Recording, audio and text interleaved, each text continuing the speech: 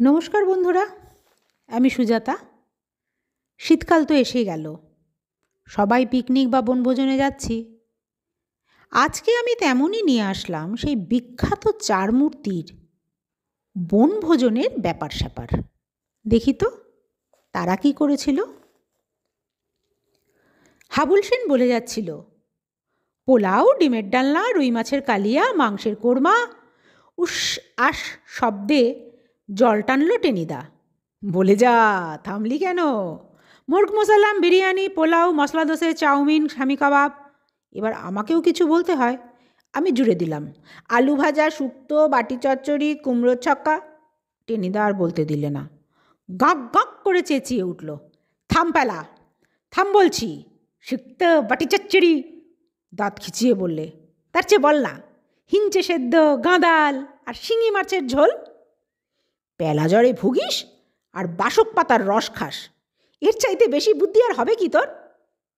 দিব্যে এসা এসা মোগলাই খানার কথা হচ্ছিল, তার মধ্যে ধাঁ করে নিয়ে এলো বাটি চচ্চড়ি, বিউলির ডাল। ক্যাবলা বললে, পশ্চিমে কদরুর তরকারি দিয়ে ঠেকুয়া খায়, বেশ লাগে, বেশ লাগে। টেনিদা তিং করে লাফিয়ে উঠল। কাঁচা লঙ্কা আর ছোলার ছাতু আরও ভালো লাগে, তবে তাই খাগে। তোদের মতন উল্লুকের সঙ্গে পিকনিকের আলোচনাও ঝকমারি। হাবুল সেন বললে, আহা, সইটটা যাইতাছ কেন? পোলা পানে কয়। পোলা পান? এই গাড়লগুলোকে জলপান করলে তবে রাগ যায়। তাও কি খাওয়া যাবে এগুলোকে? নিশিন্দের চেয়েও অখাদ্য। এই রইল তোদের পিকনিক, আমি চললাম। তোরা ছোলার ছাতু আর কাঁচা লঙ্কার পিন্ডি গেলগে যা, আমি ওইসবের মধ্যে নেই। সত্যিই চলে যায় দেখছি। আর দলপতি চলে যাওয়া মানেই তো আমরা একেবারে অনাথ। আমি টেনিদার হাত ধরে চেপে ধরলাম। আহা, বসো না, একটা প্ল্যান ট্যান হোক, ঠাট্টাও বোঝো না। টেনিদা গজগজ করতে লাগলো, কুমড়োর ছক্কা, ছোলার ছাতু, কুদ্রুর তরকারি, এইসব দিয়ে বিচ্ছিরি ঠাট্টা আমার একদম ভালো লাগে না। আরে না না, ওসব কথার কথা। হাবুল সেন ঢাকায় ভাষায় বোঝাতে চাইল, মোগলাই খানা না হইলে কি আর পিকনিক হয়? তবে লিস্টি কর। টেনিদা নড়ে চড়ে বসল। প্রথমে যে লিস্টটা হলো তা এই রকম: বিরিয়ানি, পোলাও, কোরমা, কোপ্তা, কাবাব 2 রকম, মাছের চপ। মাঝখানে বেরসিকের মতন বাধা দিল ক্যাবলা, তাহলে বাবুর্চি চাই, একটা চাকর, একটা মোটর লরি, 200 টাকা। দেখ ক্যাবলা, টেনিদা ঘুষি বাগাতে চাইল। আমি বললাম, চটলে কি হবে টেনিদা? 4 জনে মিলে চাঁদা উতরেছে 10 টাকা 6 আনা। টেনিদা ঘাড় চুলকে বললে, তাহলে একটু কম সম করেই করা যাক। এক খালির জমিদার সব, তোদের নিয়ে ভদ্রলোকে পিকনিক করে। আমি বলতে যাচ্ছিলাম, তুমি দিয়েছ তো 6 আনা, বাকি 10 টাকা গেছে আমাদের 3 জনের পকেট থেকে। কিন্তু বললেই গাঁটটা, আর সে গাঁটটা ঠাট্টার জিনিস নয়। জুৎসই লাগালে স্রেফ গালপাট্টা উড়ে যাবে। রফা করতে করতে শেষ পর্যন্ত লিস্টটা যা দাঁড়ালো তা এই: খিচুড়ি, পেলা রাজহাঁসের ডিম আনিবে বলিয়াছে, আলু ভাজা, ক্যাবলা ভাজিবে, পোনা মাছের কালিয়া, পেলা রাঁধিবে, আমের আচার, হাবুল দিদিমার ঘর হইতে হাত সাফাই করিবে, রসগোল্লা লেডিকিনি ধারে ম্যানেজ করিতে হইবে। লিস্টটি শুনে আমি হাড়ি মুখ করে বললাম, ওর সঙ্গে আরও একটা আইটেম জুড়ে দে হাবুল, টেনিদা খাবে। হে, পেলার মগজে শুধু গোবর নেই, ছটাকখানি ঘিলুও আছে দেখছি। বলেই টেনিদা আদর করে আমার পিঠে চাপড়ে দিল। গেছি গেছি বলে লাফিয়ে উঠলাম আমি। আমরা পটলডাঙ্গার ছেলে, কিছুতেই ঘাবড়াই না। চাটুতে যে রোয়াকে বসে রোজ দুবেলা আমরা গন্ডায় গন্ডায় হাতি গন্ডার সাবার করে থাকি, তাই বেশ ডাঁটের মাথায় বলেছিলাম, দূর দূর, হাঁসের ডিম খায় ভদ্রলোকে, খেতে হলে রাজহাঁসের ডিম, রীতিমতো রাজকীয় খাওয়া। কোথায় পাওয়া যাবে শুনি? খুব যে জালিয়াতি করছিস, তুই ডিম পারবি নাকি? টেনিদা জানতে চেয়েছিল। আমি পারতে যাব কোন দুঃখে, কি দায় আমার? আমি মুখ বেজার করে বলেছিলাম, হাঁসে পারবে। তাহলে সেই হাঁসের কাছ থেকে ডিম তোকেই আনতে হবে। যদি না আনিস তাহলে তাহলে কি হবে বলবার দরকার ছিল না, কিন্তু কি গেরো বলো দেখি। কাল রবিবার, ভোরের গাড়িতেই আমরা বেরোবো পিকনিকে। আজকের মধ্যেই রাজহাঁসের ডিম জোগাড় করতে না পারলে তো গেছি। পাড়ার ভন্টাদের বাড়িতে রাজহাঁস আছে গোটা কয়েক। ডিমটিমও তারা নিশ্চয়ই পারে, তাই ভন্টাকেই পাকড়ালাম। কিন্তু কি খলিফা ছেলে ভন্টা! 2 আনার পাঁঠার ঘুগনি আর ডজন খানেক ফুলুরির সাবড়ে তবে মুখ খুলল। ডিম দিতে পারি, তবে নিজের হাতে বার করে নিতে হবে বাক্স থেকে। তুই দে না ভাই এনে, একটা আইসক্রিম খাওয়াবো। ভন্টার ঠোঁট বেঁকিয়ে বললে, নিজেরা পোলাও মাংস সাঁটাবেন আর আমার বেলায় আইসক্রিম? ওতে চলবে না, ইচ্ছে হয় নিজে বের করে নাও। আমি বাবা ময়লা টয়লা ঘাঁটতে পারবো না। কী করি, রাজি হতে হলো। ভন্টা বললে, দুপুরবেলা আসিস, বাবা মেজদা অফিসে যাওয়ার পরে। মা তখন ভোঁস ভোঁস করে ঘুমায়, সেই সময় ডিম বের করে দেবো। গেলাম দুপুরে। একপাশে কাঠের বাক্স, তার ভেতর সার সার খুপড়ি। গোটা 2 হাঁস ভেতরে বসে ডিমে তা দিচ্ছে। ভন্টা বললে, যা নিয়ে আয়।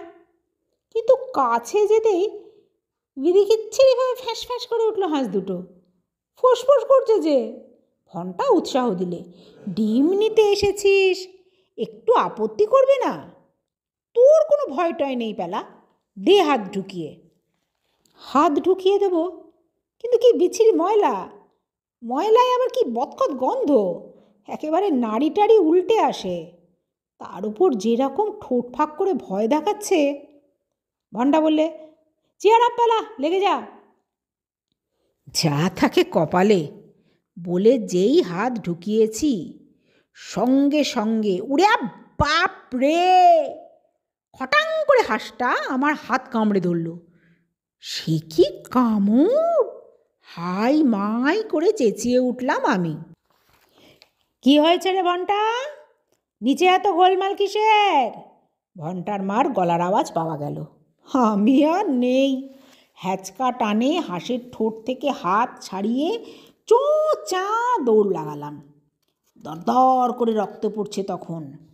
রাজহাঁস যে এমন রাজকীয় কামড় বসাতে পারে তা কে জানতো? কিন্তু কি ফেরেপ্পা ছেলে ভন্টা, জেনে শুনে ব্রাহ্মণের রক্তপাত ঘটালো। আচ্ছা, পিকনিকটা চুকে যাক, দেখে নেব তারপর। ওই পাঁঠার ঘুগনি আর ফুলুরির যদি শোধ না তুলি তো কী আর করা যায়। গাঁটের পয়সা দিয়ে মাদ্রাজি ডিমই কিনতে হলো গোটা কয়েক। পরদিন সকালে শ্যামবাজার স্টেশনে পৌঁছে দেখি টেনিদা, ক্যাবলা আর হাবুল এর মধ্যে মার্টিনের রেলগাড়িতে চেপে বসে আছে। সঙ্গে এক রাশ হাঁড়ি, কলসি, চালের পুটলি, তেলের ভার। গাড়িতে উঠতে গিয়ে টেনিদা হাঁক ছাড়ল, এনেছিস রাজহাঁসের ডিম? দুর্গা নাম জপ করতে করতে পুটুলি খুলে দেখালাম। এর নাম রাজহাঁসের ডিম? ইয়ার কি পেয়েছিস? টেনিদা গাট্টা বাগালো। আমি গাড়ির খোলা দরজার দিকে সরে গেলাম। মানে ছোট রাজহাঁস কি না? ছোট রাজহাঁস কি পেয়েছিস আমাকে শুনি? পাগল না পেট খারাপ? হাবুল সেন বললে, সারান দাও, আরে ডিম তো আনছে। টেনিদা গর্জন করে বললে, ডিম এনেছে না কচ্ছু? এই তোকে বলে রাখছি পেলা, ডিমের ডালনা থেকে তোর নাম কেটে দিলাম। এক টুকরো আলু পর্যন্তও পাবি না, একটু ঝোলও নয়। মন খারাপ করে আমি বসে রইলাম। ডিমের ডালনা আমি ভীষণ ভালোবাসি, তাই থেকেই আমাকে বাদ দেওয়া তো। আচ্ছা বেশ, খেও তোমরা। এমন নজর দেব, পেট ফুলে ঢোল হয়ে যাবে তোমাদের। পি বাঁশি বেজে উঠল, নড়ে উঠল মার্টিনের রেল। তারপরে করে এর রান্নাঘর ওর ভাড়ার ঘরের পাশ দিয়ে গাড়ি চলল। টেনিদা বললে, বাগুইয়াটি ছাড়িয়ে আরও 4টে স্টেশন, তার মানে প্রায় 1 ঘন্টার মামলা। লেডিকিনির হাড়িটা বের কর ক্যাবলা। ক্যাবলা বলে, এক্ষুনি? তাহলে পৌঁছাবার আগেই যে সাবার হয়ে যাবে সব। টেনিদা বলে, আরে সাফ হবে কেন, 2-1টা চেখে দেখবো শুধু। আমার বাবা ট্রেনে চাপলেই খিদে পায়, এই 1 ঘন্টা শুধু শুধু বসে থাকতে পারবো না। বের কর হাড়ি চটপট বের কর। হাড়ি চটপটই বেরোলো, মানে বেরোতেই হলো তাকে। তারপর মার্টিনের রেলের চলার তালে তালে ঝটপট করে সাবার হয়ে চলল। আমি, ক্যাবলা, হাবুল সেন ঝুলঝুল করে তাকিয়ে রইলাম। একটা লেডিকিনি চেখে দেখতে আমরাও পারি বা ভালোবাসি, সে কথা আর মুখ ফুটে বলাই গেল না। স্টেশন থেকে নেমে প্রায় মাইলখানিক হাঁটবার পর ক্যাবলার মামাবাড়ি। কাঁচা রাস্তা, এঁটেল মাটি, তার উপর কাল রাতে 1 পশলা বৃষ্টি হয়ে গেছে আবার। আগে থেকে এই রসগোল্লার হাঁড়িটা বাগিয়ে নিল টেনিদা। এটা আমি নিচ্ছি, বাকি মোটঘাটগুলো তোরা নে। রসগোল্লা বরং আমি নিচ্ছি, তুমি চালের পোটলাটা নাও টেনিদা। লেডিকিনির পরিমাণ ভেবে আমি বলতে চেষ্টা করলাম। টেনিদা চোখ পাকালো। খবরদার প্যারা, ওসব মতলব ছেড়ে দে, টুপটাপ করে 2-4টে গালে ফেলবার বুদ্ধি, তাই না? বাবা, চালাকি না চলিষ্যতি। দীর্ঘশ্বাস ফেলে গাঁটরি বোচকা কাঁধে ফেলে আমরা 3জনই এগোলাম, কিন্তু 3 পাও যেতে হলো না, তার আগেই ধাই ধাপাস টেনে একখানা রাম আছাড় খেলো হাবুল। এই খেয়েছে কচু পোড়া, টেনিদা চেঁচিয়ে উঠল। সারা গায়ে কাদা মেখে হাবুল উঠে দাঁড়ালো। হাতের ডিমের পুটলিটা তখন কুঁকড়ে এতটুকু, হলদে রোষ গড়াচ্ছে তার থেকে। ক্যাবলা বললে, ডিমের ডালনার 12টা বেজে গেল। তা গেল। করুণ চোখে আমরা তাকিয়ে রইলাম সেই দিকে। ইস, এত কষ্টের ডিম, ওই জন্যে রাজহাঁসের কামড় পর্যন্ত খেতে হয়েছে। টেনিদা হুঙ্কার দিয়ে উঠল, দিলে সব পণ্ড করে। এই ঢাকাই বাঙালটাকে সঙ্গে করে এনেই ভুল হয়েছে, পিটিয়ে ঢাকাই পরোটা করলে তবে মনের রাগ যায়। আমি বলতে যাচ্ছিলাম, হাবুল 4 টাকা চাঁদা দিয়েছে, তার আগেই কি যেন একটা হয়ে গেল। হঠাৎ মনে হলো আমার পা দুটো মাটি ছেড়ে শোঁ করে শূন্যে উঠে গেল। আর তারপরেই কাদা থেকে যখন উঠে দাঁড়ালাম, তখন আমার মাথা মুখ বেয়ে আচারের তেল গড়াচ্ছে। ওই অবস্থাতেই চেটে দেখলাম একটুখানি, বেশ ঝালঝাল টকটক বেড়ে আচারটা করেছিল হাবুলের দিদিমা। ক্যাবলা আবার ঘোষণা করলো, আমের আচারের 1টা বেজে গেল। টেনিদা খেপে বলল, চুপ কর বলছি ক্যাবলা, 1 চড়ে গালের বোম্বা উড়িয়ে দেবো। কিন্তু তার আগেই টেনিদার বোম্বা উড়ল, মানে স্রেফ লম্বা হলো কাদায়। 7 হাত দূরে ছিটকে গেল রসগোল্লার হাঁড়ি। ধবধবে সাদা রসগোল্লাগুলো পাশের কাদা ভরা খানায় গিয়ে পড়ে একেবারে নেবুর আচার। ক্যাবলা বললে, রসগোল্লার 2টো বেজে গেল। এবার আর টেনিদা একটা কথাও বললে না। বলবার ছিলই বাকি। রসগোল্লার শোকে বুক ভাঙা দীর্ঘশ্বাস ফেলতে ফেলতে 4 জনে পথ চলতে লাগলাম। টেনিদা তবু লেডিগিনিগুলো সাবার করেছে, কিন্তু আমাদের সান্ত্বনা কোথায়? অমন স্পঞ্জ রসগোল্লাগুলো। 5 মিনিট পরে টেনিদাই কথা বলল, তবু পোনা মাছ আছে, কি বলিস? খিচুড়ির সাথে মাছের কালিয়া আর আলু ভাজা নেহাত মন্দ হবে না। হাবুল বলে, হয় সেই ভালো, বেশি খাইলে প্যাট গরম হইব, গুরু পাক না খাওনি ভালো। ক্যাবলা মিটমিট করে হাসছিল। শেয়াল বলেছিল দ্রাক্ষা ফল অতিশয় খাট্টা। ক্যাবলা ছেলেবেলার পশ্চিমে ছিল তো, তাই 2-1টা হিন্দি শব্দ বেরিয়ে পড়ে মুখ দিয়ে। টেনিদা বললে, খাট্টা, বেশি প্যানপ্যানানি করবি তো 4টা বসিয়ে দেবো। ক্যাবলা ভয়েস 59। আমি তখনও নাকের পাশ দিয়ে ঝালঝাল টকটক তেল চাটছি। হঠাৎ বুক পকেটে কেমন ভিজে ভিজে মনে হলো। হাত দিয়ে দেখি বড় সড়ো এক টুকরো আমের আচার তার ভেতর কায়েম হয়ে রয়েছে। জয় গুরু! এদিক ওদিক তাকিয়ে টপ করে সেটা তুলে নিয়ে মুখে পুরে দিলাম। সত্যি হাবুলের দিদিমা বেড়ে আচার করেছিল। আরও গোটা কয়েক যদি ঢুকতো। বাগান বাড়িতে পৌঁছলাম আরও 15 মিনিট পরে।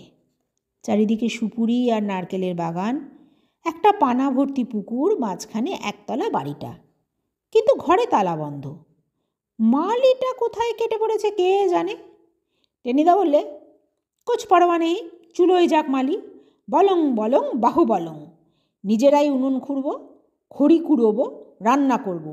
মালি বেটা থাকলেই তো আবার ভাগ দিতে হতো। যা হাবুল, ইট কুড়িয়ে আন, উনুন করতে হবে। পেলা, কাঠ কুড়িয়ে নিয়ে আয়, ক্যাবলাকেও সঙ্গে নিয়ে যা। আর তুমি? আমি ফস করে জিজ্ঞাসা করলাম। আমি আমি এই নারকোল গাছে হেলান দিয়ে। টেনিদা হাই তুলল। আমি সব এগুলো পাহারা দিচ্ছি, সব চাইতে কঠিন কাজটাই নিলাম আমি। শেয়াল কুকুর এলে তাড়াতে টাড়াতে হবে তো। যা তোরা, হাতে হাতে বাকি কাজগুলো ঝটপট সেরে আয়।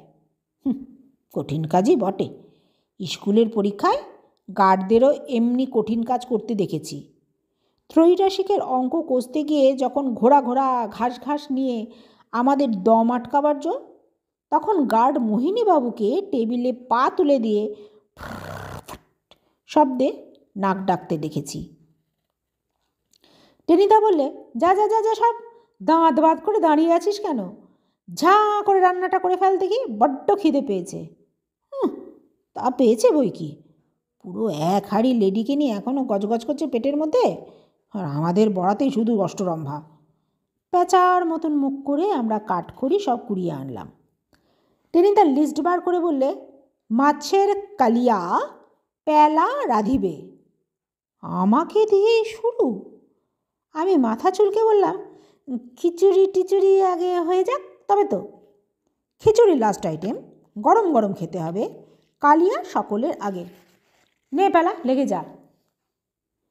ক্যাবলার মা মাছ কেটে নুন টুন মাখিয়ে দিয়েছিলেন তাই রক্ষা।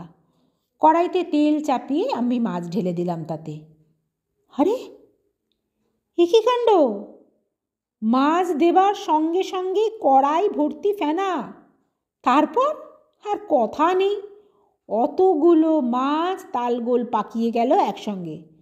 মাছের কালিয়া নয়, মাছের হালুয়া। ক্যাবলা আদালতের পেয়াদার মতন ঘোষণা করল, মাছের কালিয়ার 3টে বেজে গেল। তো বেড়ে স্টুপিড! টেনিদা তরাক করে লাফ দিয়ে উঠল। কাঁচা তেলে মাছ দিয়ে তুই কালিয়া রাঁধছিস? এবার তোর পেলা জ্বরেরই একদিন কি আমারই একদিন। এ তো মার্টিনের রেল নয়, সোজা মাঠের রাস্তা। আমার কান পাকড়াবার জন্য টেনিদার হাত এগিয়ে আসবার আগেই আমি হাওয়া, একেবারে পাঞ্জাব মেলের স্পিডে। টেনিদা চেঁচিয়ে উঠল, খিচুড়ির লিস্ট থেকে পেলার নাম কাটা গেল। তা যাক, কপালে যে আজ আমার হরিমটর সে আমি গোড়াতেই বুঝতে পেরেছি। গোমরা মুখে একটা আম গাছতলায় এসে ঘাপটি মেরে বসে রইলাম। বসে বসে কাঠ পিঁপড়ে দেখছি। হঠাৎ গুটি গুটি হাবুল আর ক্যাবলা এসে হাজির। কিরে তোরা? ক্যাবলা বেজার মুখে বলল, খিচুড়ি টেনিদা নিজেই রাঁধবে, আমাদের আরও খড়ি আনতে পাঠালো। সেই মুহূর্তেই হাবুল সেনের আবিষ্কার, এক্কেবারে কলম্বাসের আবিষ্কার যাকে বলে। এই পেলা দেখছোস, ওই গাছটায় কীরকম জলপাই পাকছে। আর বলতে হলো না, আমাদের 3 জনের পেটেই তখন খিদে ইঁদুর লাফাচ্ছে। জলপাই জলপাই সই। সঙ্গে সঙ্গে আমরা গাছে উঠলাম। আহা, টকটক মিঠে মিঠে জলপাই যেন অমৃত।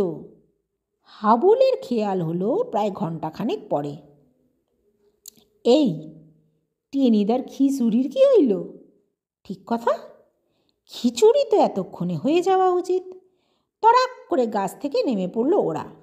হাতের কাছে পাতা টাতা যা পেল তাই নিয়ে ছুটল ঊর্ধ্বশ্বাসে। আমিও গেলাম পেছন পেছন আশায় আশায়। মুখে যাই বলুক, এক হাতা খিচুড়িও কি আমায় দেবে না?